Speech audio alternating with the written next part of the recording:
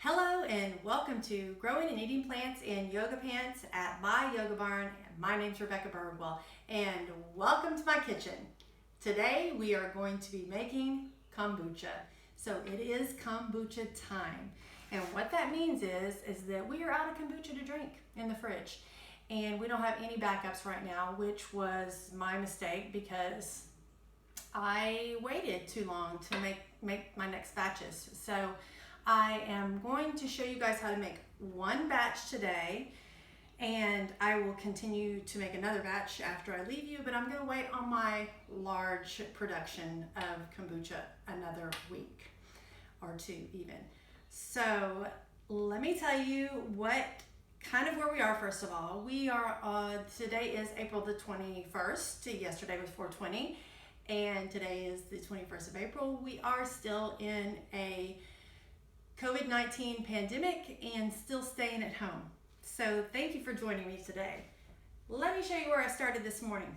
So this morning, or before I ran out of kombucha, I had all of these 3 containers with brewing systems going for kombucha.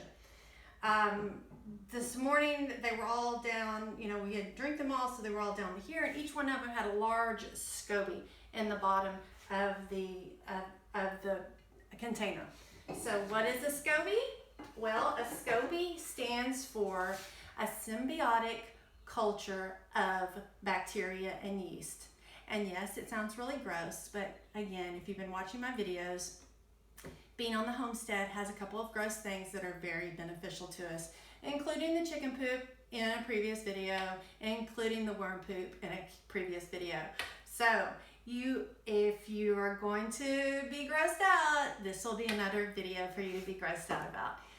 So SCOBY, what I did before I started the video with you guys is that I emptied all these containers and put all my SCOBYs into one big bowl and then pulled them apart.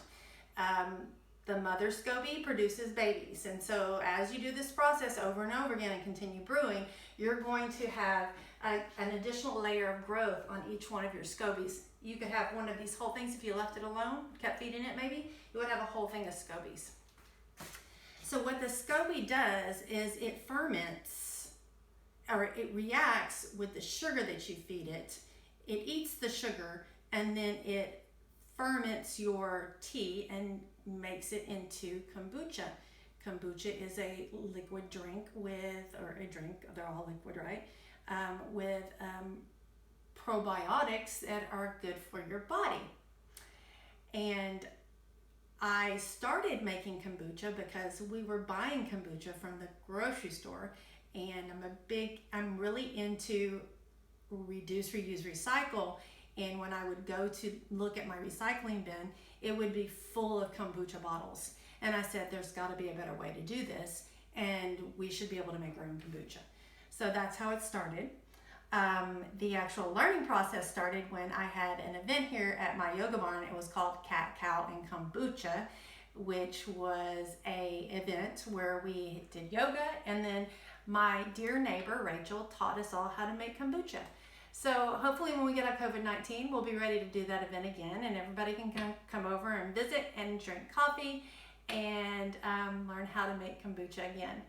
But for now, we've got the video. So let me show you what we have going on here. For your first kombucha batch, you are going to need to have a SCOBY. And I'm going to actually show you this last because I want to make sure that I keep everything very clean. During this process, you've got to keep everything super clean. And if you're using soap, that's great, but rinse everything out with a water and vinegar mixture to cleanse the soap out. The SCOBY is a living thing, and you've got to treat it like a living thing. So that also means that this process is ongoing. You can leave it. You can leave your SCOBY there for a while, but what you're going to want to do is continuously brew over and over again, which is good for you because you'll have lots of kombucha. So what you're going to need is, and remember, I'm not endorsing any of these products by any means. I have a local HEB, and this is what I can get there, and I'll show you the changes that I've made. So you're going to need an organic cane sugar. And actually, you don't necessarily need organic, but I'm going to advocate that you use organic everything. So organic cane sugar, and in all reality, you're dealing with a living SCOBY, so you probably do want to go organic. You are going to want a green or a black tea, okay? If you're using the small ones like this, you're going to use 4 for each brew. If you are using the larger ones, then you're going to, if you're going to use the small ones, you're going to need to use 8. If you have the larger tea bags, you're going to need to use 4 for each brew. You're going to need 2 cups of sugar per 1 gallon of water. You will need to use spring water. So again, if you're buying, if you don't have I have a reverse osmosis system, so that's the water I'm going to use. If you don't have that, then you're going to need to use spring water. That is another reason that I started doing this at home, because I was buying the plastic bottles of water, which again, reduce, reuse, recycle, reduce first. So 2 cups of sugar, either 4 or 8 tea bags, and 1 SCOBY. It's really all you need. Now let me show you. I'm always into reducing waste. So again, I was looking at the waste of this paper. What can I do to not have this waste? So I found a loose leaf green tea. This is not at our local HEB, so I had to order it online, but this bag has 200 cups of tea. So this will be the next way that I start brewing my tea, is with one of these and the loose leaf tea in a jar. So I've already reduced the glass, I've reduced the paper, and also the strings and the papers from the tea bags. And then we are also reducing water, the plastic from the water. So the only thing left, I think, is the plastic from this, but I don't know how to get pure cane sugar any other way. So let's start. It's SCOBY time. What I am going to do, I've already brewed the tea before I've seen you. Now you're going to want to let the tea cool, because again, the SCOBY's a living being, and if you pour hot water all over it, it's going to kill it. So what we're going to do, what I did is I brewed the tea with my 8 tea bags, and I'm going to squeeze them out because I want to get every little last bit of tea. And I put those to the side. And what I normally would have done is I would have added the sugar to the tea while it was hot to help it dissolve better. But I wanted to be able to show you guys how to put all this together, so that's not what's going to happen today. So what I'm going to have to do is I'm probably going to put the tea in here and then put the sugar in, and then I'm going to stir it up, and hopefully it will dissolve in the amount of time we have. If not, then I'm going to just cut the tape and come back. Now, what you're saying is, I'm sure, because this is what I said, is, wow, that's a lot of sugar. It is a lot of sugar. And what happens to the sugar is that the SCOBY eats the sugar. So you're not supposed to taste any of the sugar after your brew is done. So part of the process for me is continuing to check to see if my tea is sweet or not. So I actually will just go over, I have all these on the shelf over there. I'll actually just go over and pour a little bit into a cup. And if it's sweet, it's not ready. And if it is a little tart, then it's ready. And again, you don't overthink it. We don't overthink things a lot here, because that causes stress and anxiety, which is not what we're here for. So, and let's see. So, I really want to make sure that this dissolves all the way before I put the SCOBY in.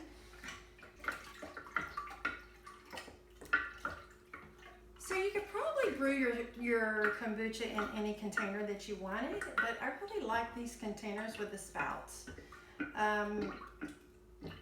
I have not purchased anything new in a while, and this came from one of our secondhand stores in Bastrop County, and it seems to be that I can always find one there. And you don't need the lid because we're going to put a tea towel over the top of this so that it can breathe.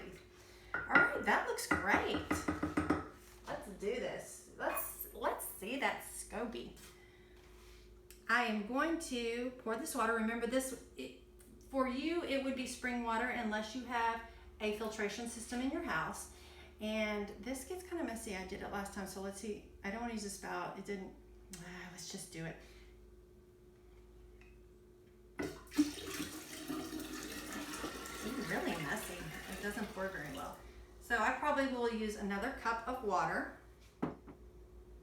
Green or black tea has nutrients that your SCOBY needs to grow. All right. I'm gonna go stop there. And my hands are clean. These are SCOBYs, so I'm gonna hold them up and show you what they look like. Get ready to go. Ooh. All right, so this I think is a perfect example of one. This is a SCOBY. This is actually a beautiful one. It's interesting to say that, right? This is the one I'm going to use in this batch of tea here. All right, so what I'm going to do is I'm just going to put it on top. Remember, my hands are clean. Your hands always going to be clean. And if you wash them with soap, I would rinse them with a vinegar wash, because the soap may kill the SCOBY. Okay, there we go, SCOBY. All right, so you notice the SCOBY kind of floats around and maybe floats down to the bottom. That is okay. It should float to the top, and then it will grow another layer on top, which is called a baby. And once you have this set up, you will take a towel, a tea towel of your choice,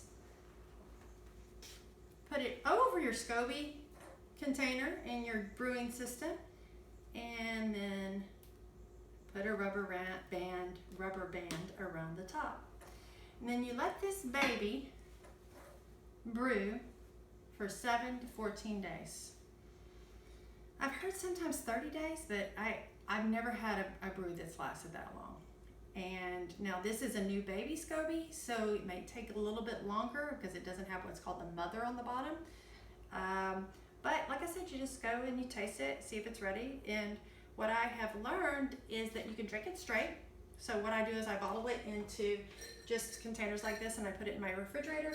But the new thing that I've learned is that I can go out to my garden and I'm growing mint. I can cut mint, rinse it off, put it in these jars, and then fill these jars up. And then I have a mint kombucha. So we're adding the mint after the brew happens. So enjoy making your own homemade kombucha. If you like these videos and you want to see some more, please subscribe to my channel. I am also in the garden. I'm also on the yoga mat. And if you want to be notified every time I post, be sure to hit the bell.